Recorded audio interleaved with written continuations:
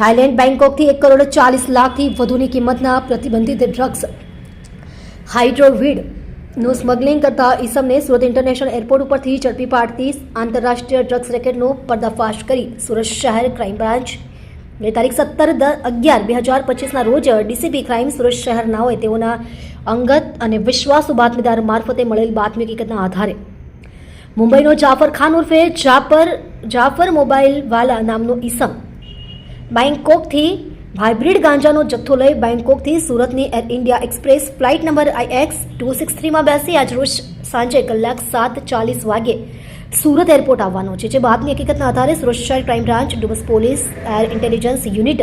Custom તથા CISF નાઓ દ્વારા સંયુક્ત ઓપરેશન હાથ ધરી ગઈકાલ તારીખ 17/11/2025ના સાંજના 7:40 વાગે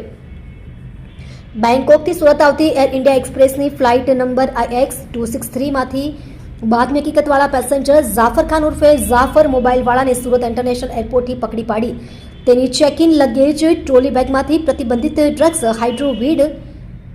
હાઇડ્રોપોનિક કેનાબિસ હાઇબ્રિડ ગાંજો કુલ નેટ વજન 4,035.97 ગ્રામ, જેની કિંમત ₹1,41,25,895ના જથ્થાની સાથે ઝડપી પાડી આંતરરાષ્ટ્રીય ડ્રગ્સ રેકેટનો પર્દાફાશ કરવામાં આવેલ છે, જે બાબતે ડીસીબી પોલીસ સ્ટેશનમાં NDPS એક્ટ અને 1985ની કલમ 8C 20B IIB 23B 29 મુજબનો ગુનો નોંધી કાયદેસરની કાર્યવાહી હાથ ધરેલ છે. આમ વધુ એક NDPSનો કેસ શોધવામાં ક્રાઇમ બ્રાન્ચને સફળતા મળેલ છે.